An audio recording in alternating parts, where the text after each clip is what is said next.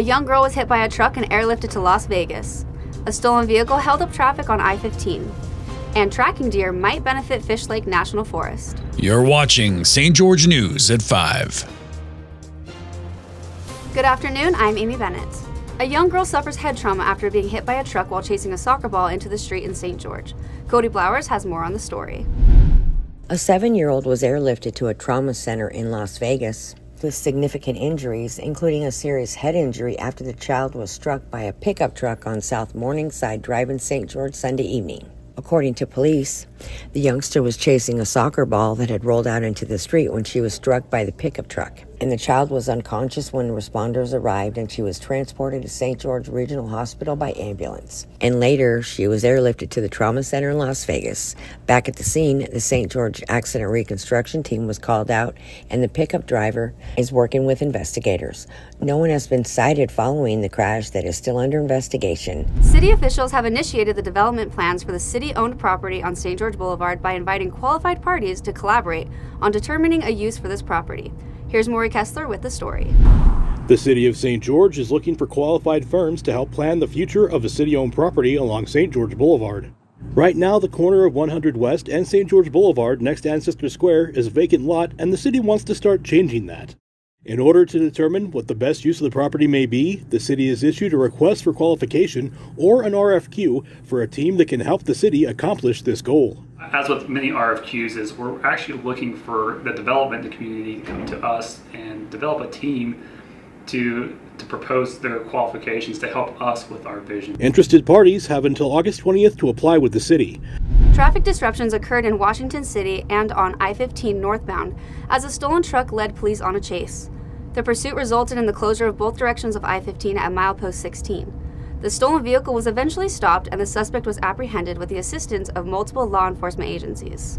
And now here's Aaron Crane with the weekly sports update. This past week in sports, Dixie pulls off another 1-point victory in a nail-biter against Desert Hills, beating the Thunder 27-26. Snow Canyon dominates Hurricane in a 42-14 victory for the Warriors. Cedar secures their second straight win, beating Pineview 28-15. Crimson Cliffs beat Stansbury thanks to a massive offensive performance from the Stangs, defeating the Stansbury 62-20. SUU football caps off an eventful homecoming weekend with a 27-17 win over Western Illinois. In Region 9 girls soccer, Snow Canyon improves on their win streak to 6 games, beating Crimson Cliffs 2-1. Region 9 leading scorer Ellie Hendricks tallies 4 goals, lifting Desert Hills to a 6-1 win over Pineview. And Hurricane shuts out Dixie 3-0. Region 9 boys golf went down to the wire as Desert Hills junior Brock Porter sank a 50-foot eagle putt on the 18th hole to give the Thunder a 1-stroke victory over Crimson Cliffs.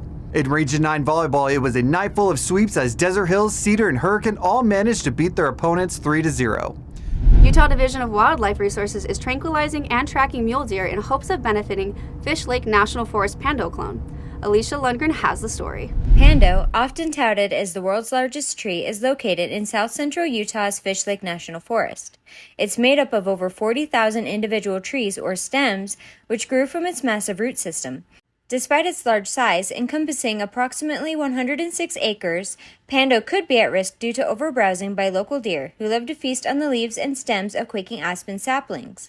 Some research has indicated that this behavior has slowed the tree's ability to regenerate, resulting in fewer middle-aged trees. This prompted the Utah Division of Wildlife Resources to begin a deer collaring program, as biologist Vance Mumford explains.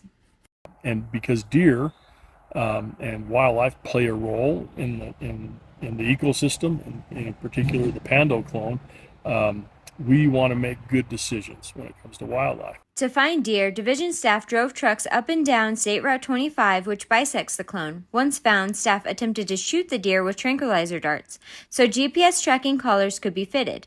Next year, they will analyze the data and review various options to mitigate overgrazing. Thank you for watching St. George News at 5. I'm Amy Bennett with St. George News, your #1 source for local news. This has been St. George News at 5.